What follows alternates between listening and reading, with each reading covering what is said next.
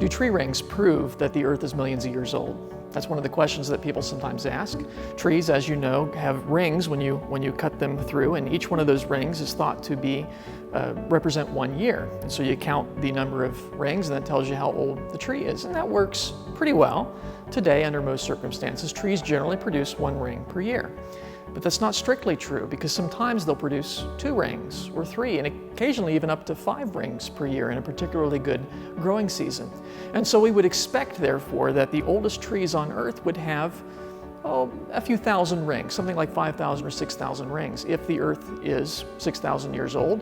But of course, the trees were wiped out during the worldwide flood. That's about 4,500 years ago.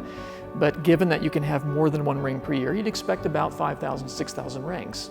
Now, the interesting thing is the oldest trees on Earth do have around 5,000 rings. Isn't that interesting?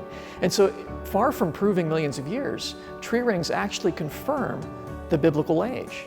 And people say, oh, but it goes beyond the 4,500 year. Well, we would expect that because you can get more than 1 ring per year.